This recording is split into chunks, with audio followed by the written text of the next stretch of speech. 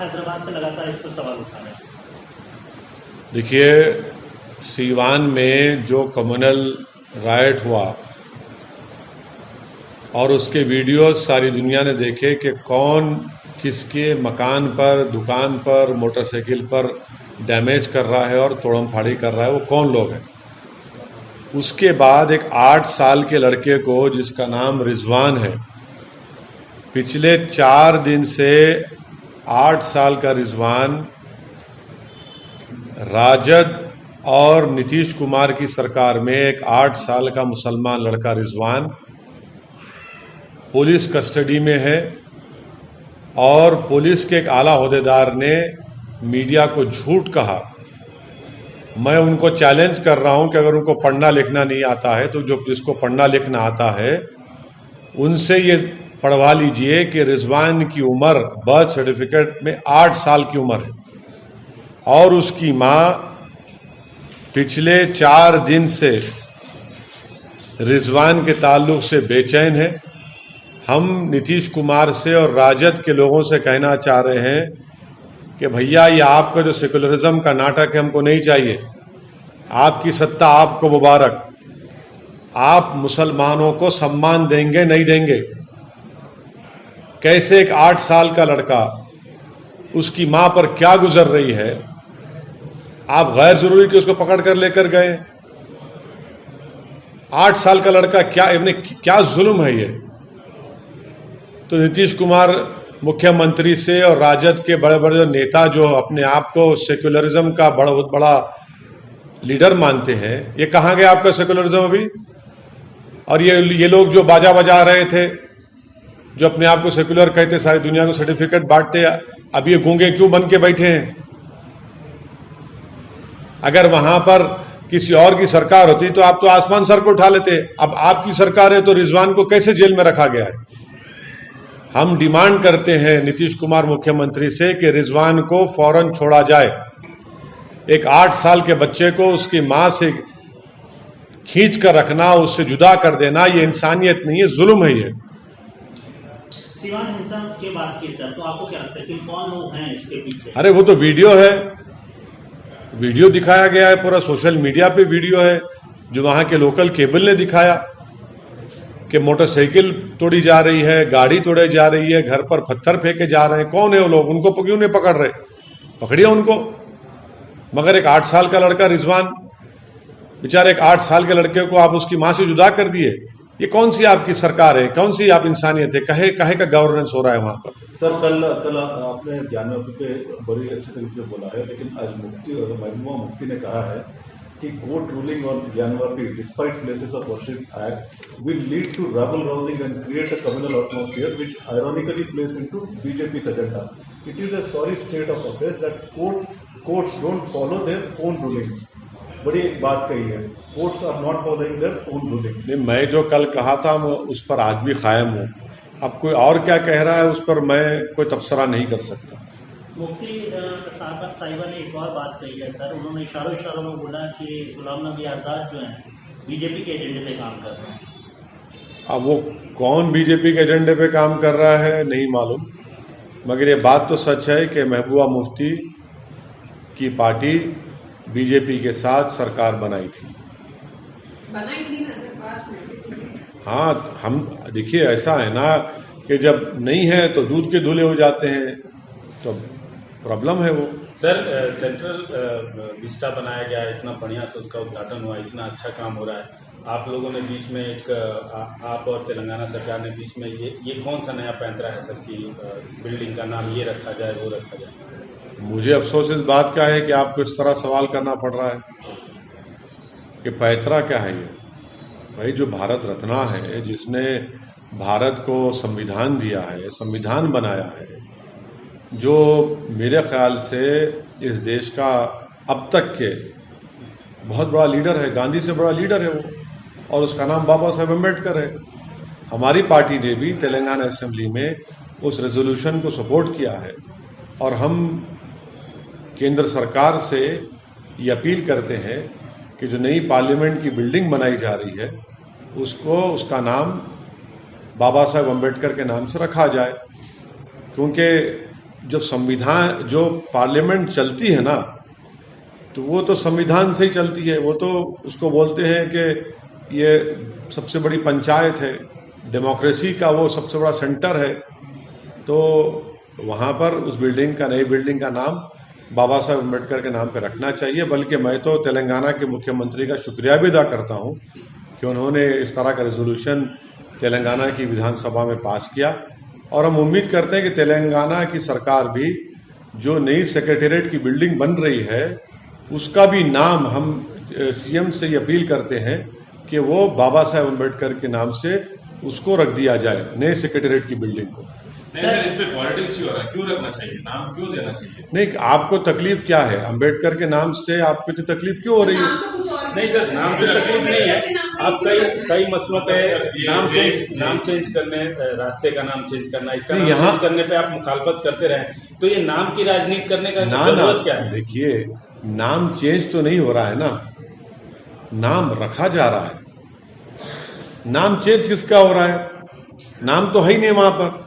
भारत की पार्लियामेंट की नई बिल्डिंग जो बन रही है, जिसका प्रधानमंत्री फाउंडेशन स्टोन भी डाले और ऊपर भी जाकर उन्होंने तस्वीर भी ली, तो बिल्डिंग का नाम रखने की बात कर रहे हैं।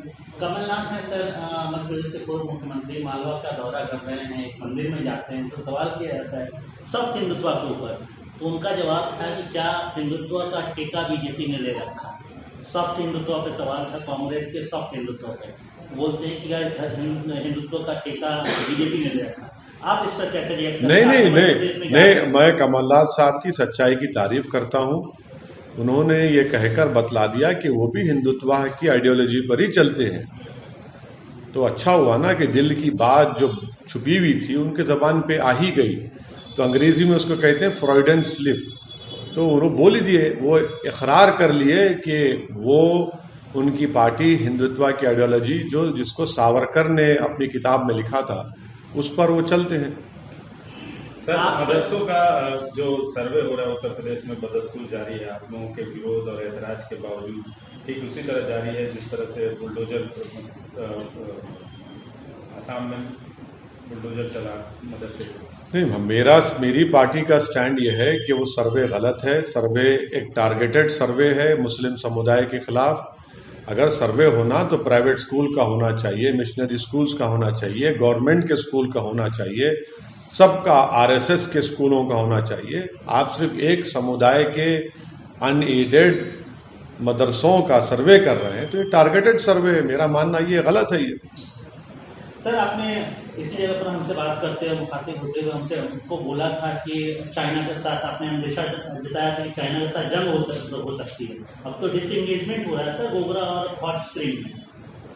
पहले तो ये है कि प्रधानमंत्री को देश को बताना चाहिए कि उन्होंने आप ही मीडिया के लोगों के सामने आकर कहा था कि ना कोई घुसा है ना कोई घुसेगा, नंबर 1। अब जब कोई घुसा नहीं है तो फिर हॉट स्प्रिंग से क्या कोई शयातीन थे जो पीछे हट रहे हैं? वो घुसे हुए थे, आज भी घुसे हुए हैं चीन की फौज। अब देश बीजेपी की सरकार कह रही है कि हमने 15-16 राउंड बात करके डिसएंगेजमेंट हुआ है।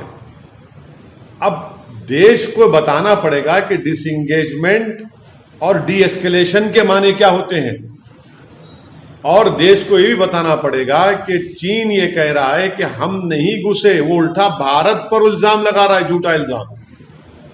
देखिए, डिसएंगेजमेंट हुआ है, डी एस्केलेशन नहीं हुआ है। डी एस्केलेशन होना बहुत जरूरी है। डी एस्केलेशन होगा तो उसका मतलब यह है कि 30 से 40 किलोमीटर। अब क्या स्थिति है कि 50,000 फौज भारत की और चीन की आंख में आंख डालकर एक दूसरे को देख रही है। तो डी एस्केलेशन होना चाहिए था।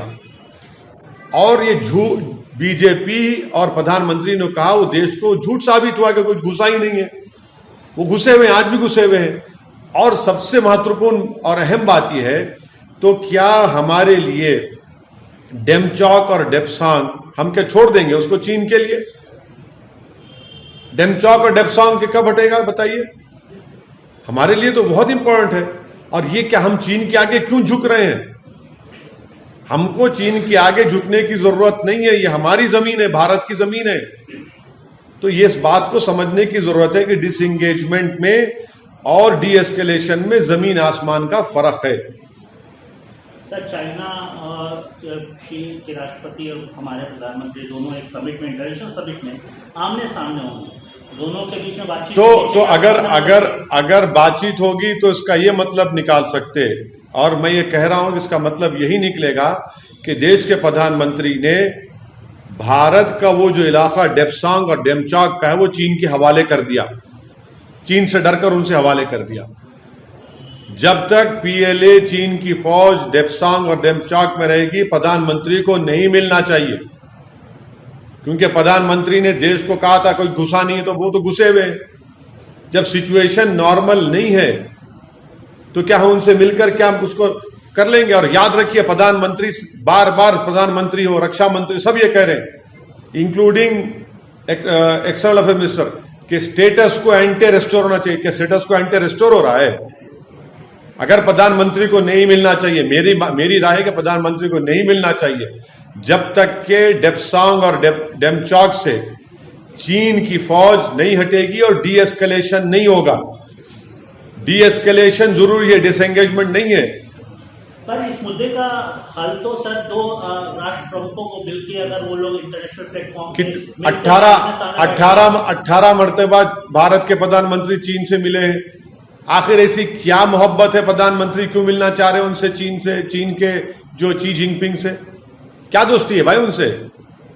हमारी जमीन पर कब्जा करके बैठा है। हमारे जानवर सर्दी के मौसम में उन जगह पर जाकर ग्रेसिंग नहीं कर सकते। मैं आज भी कह रहा हूं कि हम 8 से 10 गांव खो चुके हैं। चीन 8 से 10 किलोमीटर हमारी भारत की जमीन में आकर बैठा हुआ है। क्यों मिलेंगे हम? नहीं मिलना चाहिए। जब तक डेप्सांग डेमचौक से और इन तमाम इलाकों से जहां पर चीन घुसा हुआ था, वहां पर डी एस्केलेशन होना जरूरी है। बहुत बड़ा फर्क है डी एस्केलेशन में और डिसएंगेजमेंट में। प्रधानमंत्री ने कहा कि है ही नहीं, घुसा ही नहीं, तो अब क्या घुसा है? हमारी सिचुएशन नॉर्मल नहीं है, हमारी फौज वहां भी खड़ी हुई है। तो आपका बिल्कुल क्लियर कट मानना है कि दोनों प्रधानमंत्री को शी को नहीं मिलना चाहिए, बातचीत करके अगर इस मुद्दे को क्या भाई बातचीत तो 15-16 राउंड की हो चुकी है ना। हमारे 22 सिपाहियों की चीन ने उनको कत्ल कर दिया, उनकी जान ले ली। उसमें कर्नल की मौत हुई जिसका ताल्लुक तेलंगाना से था। तो प्रधानमंत्री ने उस ऑल पार्टी मीटिंग में कहा था, नहीं कहा था? आप प्ले करिए उसको। आप लोग तो नहीं दिखाएंगे अपने टीवी चैनल पर कि ना कोई गुस्सा है ना कोई घुसेगा। आपको दिखाना चाहिए। प्रधानमंत्री ने कहा था, फिर ये 16 राउंड की मीटिंग क्या है? क्या बातचीत हो रही है बताइए फिर आप। एक बात समझिए, 50,000 फौज क्यों खड़ी हुई हमारी बहादुर फौज वहां पर? आप कह रहे हैं कि हॉट स्प्रिंग से वापिस हो रहे हैं। भाई चीन कह रहा है कि भारत की फौज हमारी जमीन में आ गई। झूठा इल्जाम लगा रहा है चीन। आप ऑफिशियल स्टेटमेंट है चीन का। तो फिर डी एस्केलेशन होना चाहिए, डिसएंगेजमेंट नहीं है। डिसएंगेजमेंट को आप क्या बोल रहे हैं? फिर डेमचौक डेप्सांग में चीन क्या बैठे रहेगा क्या? अगर क्या हमने प्रधानमंत्री उनकी सरकार ने डिसाइड कर लिया कि छोड़ देंगे उसको डेमचौक डेप्सांग को? ये तो हमारे लिए स्ट्रेटेजिकली बहुत इंपॉर्टेंट एरिया है वो। सर, मथुरा कोर्ट ने शाही ईदगाह और कृष्ण जन्मभूमि जो विवाद है उस पर एक रिवीजन पिटीशन था, उसको मुलतवी किया है 30 अक्टूबर तक। आप क्या उम्मीद करते हैं कि क्या उससे नहीं, मैं क्या उम्मीद कर सकता हूं? जब कोर्ट तय करेगा तो हमको मालूम होगा। मगर उसमें तो एक मैंने आपको कॉपी दी थी आप लोगों को कि जो कॉम्प्रोमाइज मुसलमानों में और क्रिश्चियन धर्म जो वहां की ऑर्गेनाइजेशन थी उनमें कॉम्प्रोमाइज हुआ है। मुसलमानों ने अपनी जमीन उस आलीशान मंदिर को बनाने में दी, जो पानी के परनाले जो जाता था उसको बंद किया। एग्रीमेंट हो चुका है। अब उस एग्रीमेंट को नहीं मानकर कोई कोर्ट को जाता है कि नहीं हम पार्टी नहीं थे, तो फिर ये तो मजाक हो रहा है ना। ठीक है, आपको इख्तियार है कोर्ट जाने का, मगर जब दोनों समुदाय के जिम्मेदारों ने बैठकर एग्रीमेंट कर लिया, कॉम्प्रोमाइज कर लिया, अब दोबारा उसको खोल रहे हैं, तो अब नहीं मालूम कोर्ट का क्या निर्णय आएगा, क्या फैसला आएगा, वो तो कोर्ट जाने। आप गुजरात से आए हैं सर, राजस्थान जा रहे हैं। गुजरात में केजरीवाल जी भी घूम रहे हैं, काफी बड़े वादे कर रहे हैं और भ्रष्टाचार के आरोप हैं वहाँ की सरकार पे लगा रहे हैं।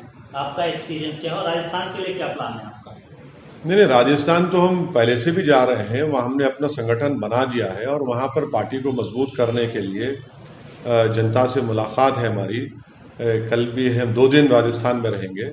हम मुख्तलिफ मुकामात पर जाकर आवाम से, जनता से मुलाकात करेंगे, पार्टी के ज़िम्मेदारों से मुलाकात करेंगे।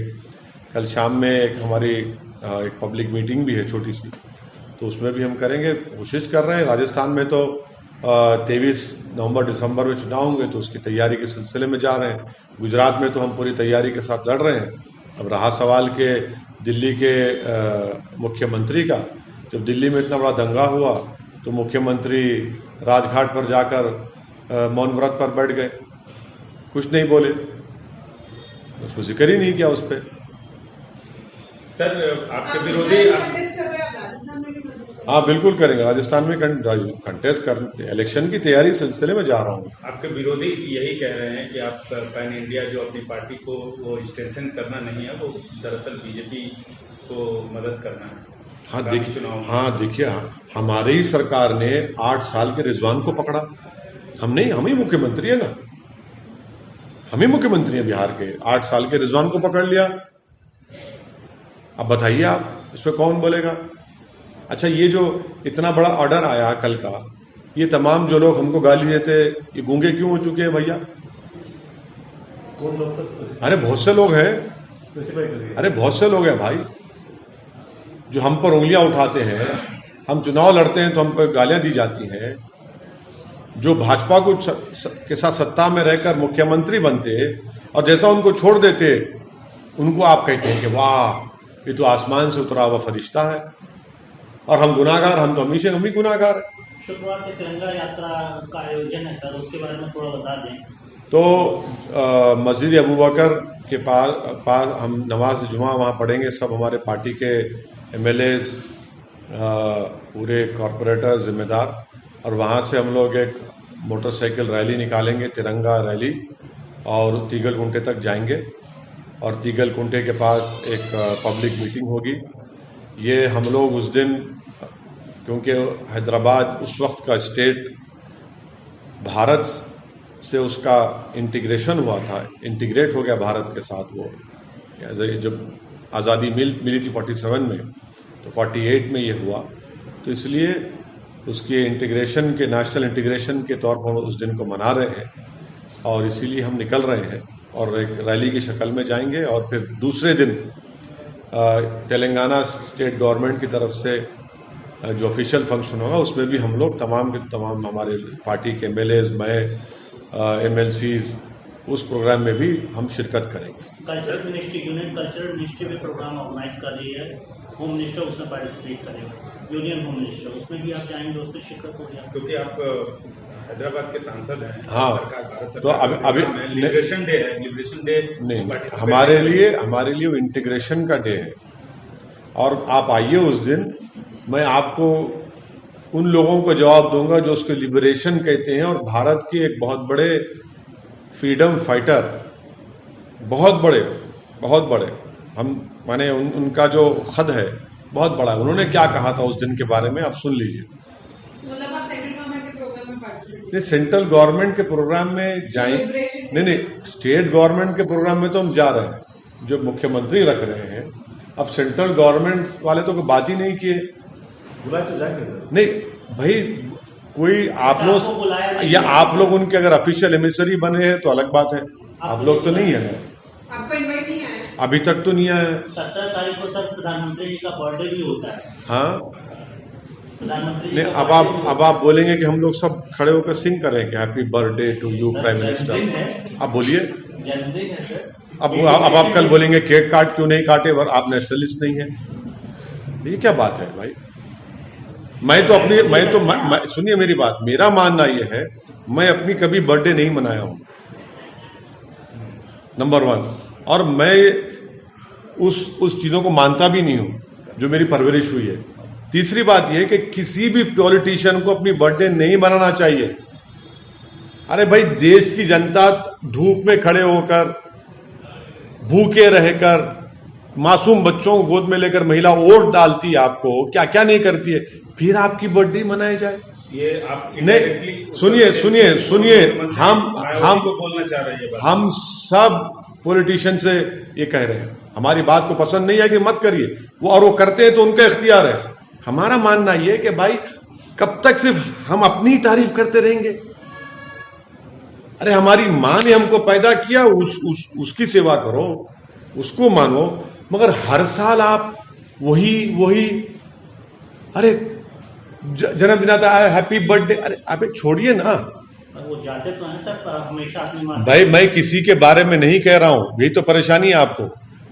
अगर इंसान को कोई पैदा करता है तो एक तो अल्लाह के करम से, और दूसरा वो महिला, वो माँ होती है हमारी, जो हमको 8-9 महीने पेट में रखकर पैदा करती थी तकलीफों से, और फिर वो जो 2 साल तक कितनी तकलीफ सहती है माँ वो।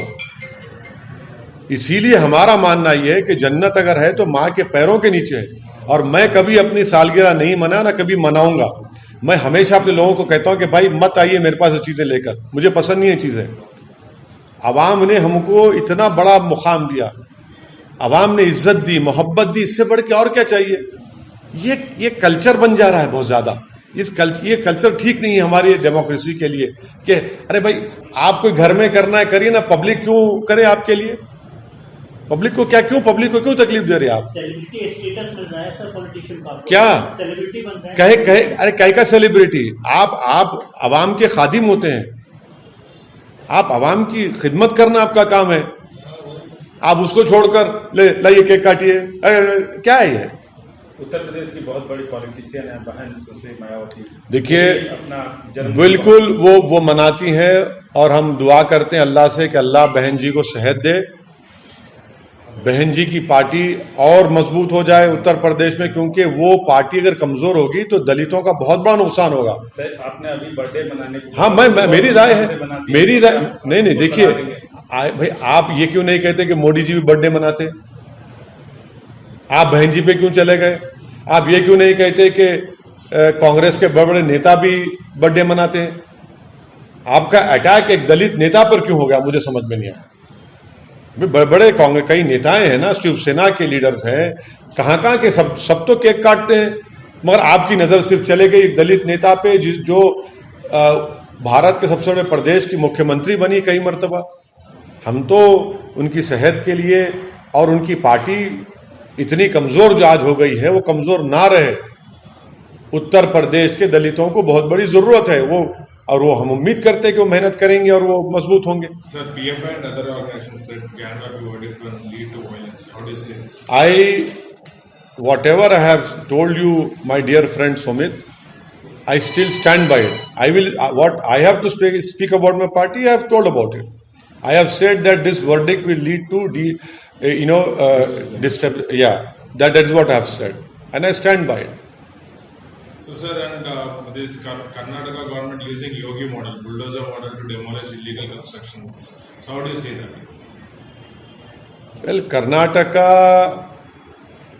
government, I think so, if my memory serves me right, in Bengaluru, there was a massive flood over there. Massive flood. Will they take the bulldozers there? Because वो तो बड़े करोड़पतियों घर है वहां पर। उसमें हम देखें कि एक तो रोल्स रॉयल्स डूबी हुई है, डेमलर गाड़ी डूबी हुई है, भाई बड़ी मर्सिडीज डूबी हुई है, वहां बुलडोजर चलाएंगे क्या? ये भाजपा वाले रोल्स रॉयल्स गाड़ी से बड़ी मोहब्बत करते हैं क्या कि वहां पर बुलडोजर लेकर नहीं जाएंगे आप?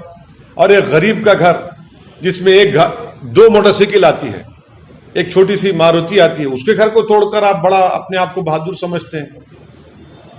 चीन बैठा हुआ है डेपसांग डेमचाक में, जाइए बुलडोजर लेकर। अरुणाचल प्रदेश में हमारी जमीन पर चीन बुलडोजर लेकर काम कर रहा है, उसको रुकाइए आप। देखिए कमजोरों के ऊपर जुल्म करके अपने आप को बहादुर कहना बहादुर नहीं है, बुजदिली है।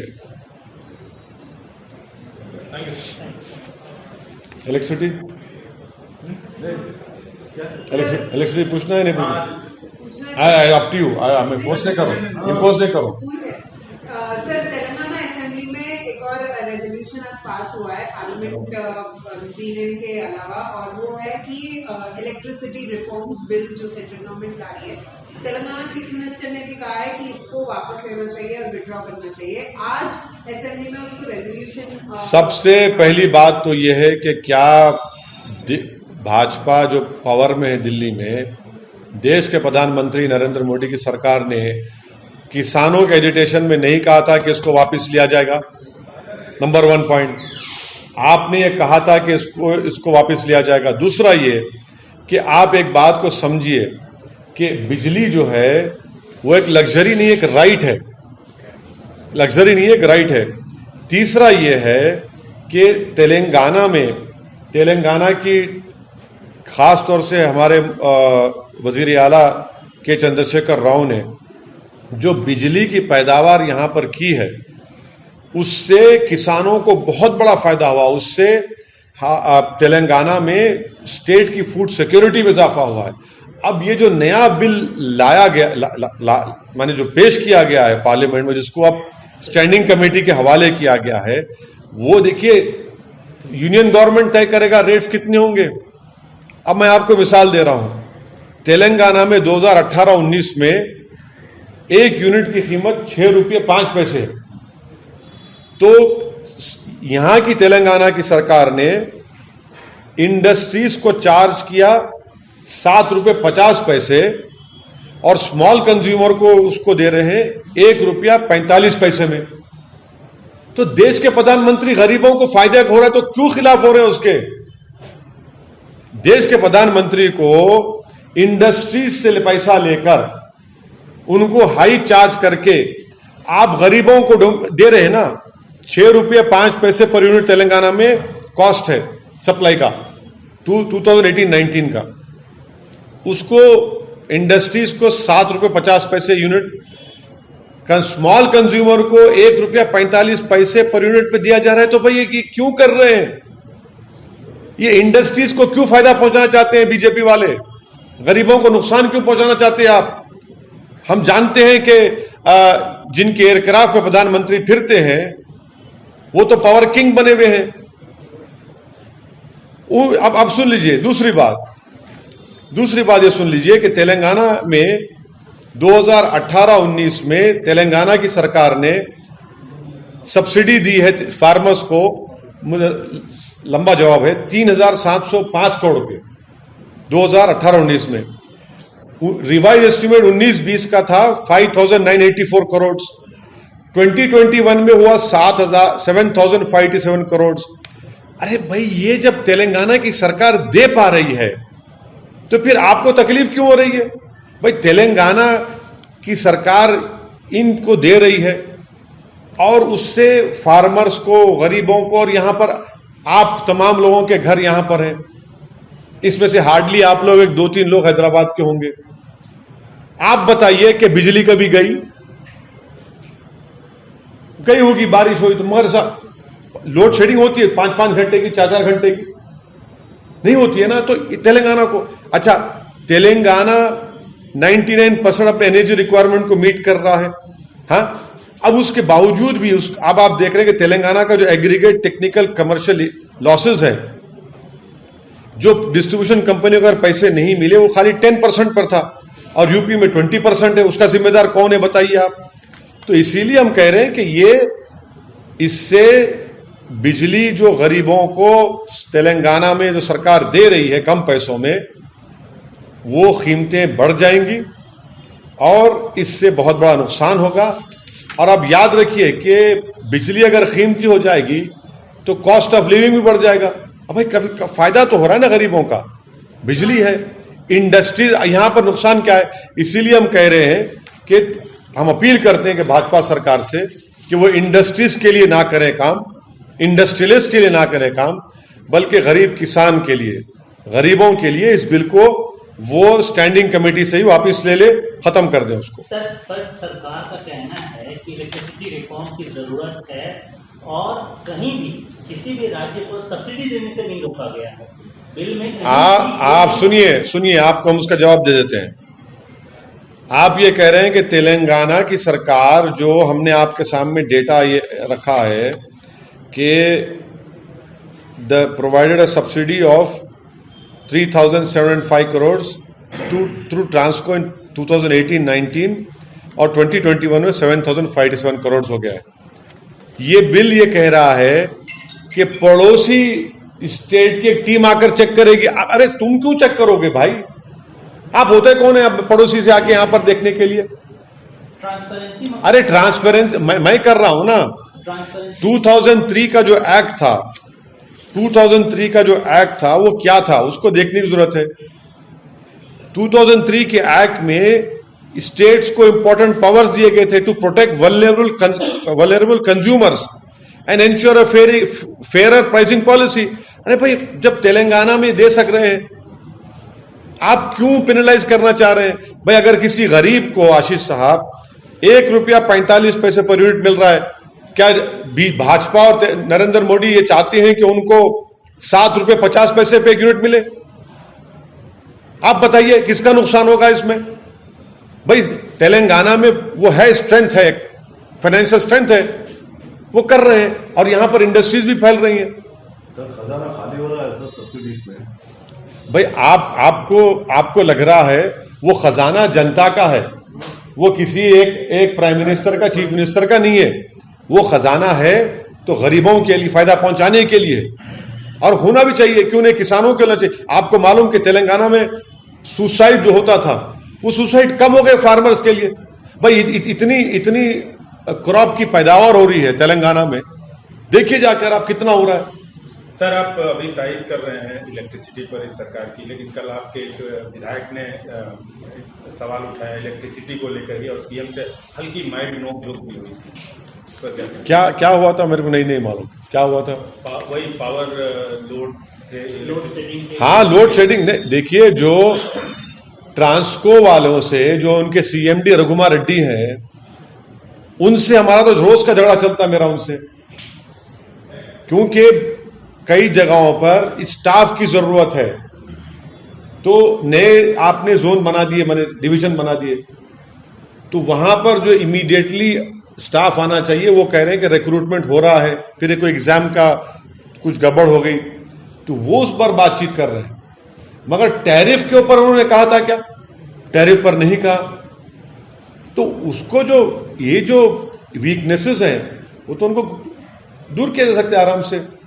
एससी साउथ और डी को काम करना चाहिए, और एमएलए साहब ने बिल्कुल सही कहा, याकूतपुरा में बास जगहों पर, और एक नया एरिया बनाया गया है बहादुरपुरा में, वट्टेपल्ली से लेकर मइलार्दोपल्ली, तो वहां पर स्टाफ की जरूरत है, स्टाफ की पोस्टिंग होगी। मगर टैरिफ के ऊपर अगर आप करेंगे तो कितना बड़ा बोझ होगा बताइए। और प्रधानमंत्री से हम अपील कर रहे हैं कि उज्ज्वला स्कीम है, भाई 2 सिलेंडर के आगे कोई ले ही नहीं रहा है, कहां बिजली, फिर क्या होगा बिजली का हाल? किसान तो बर्बाद हो जाएंगे अगर ये कानून बन जाएगा तो।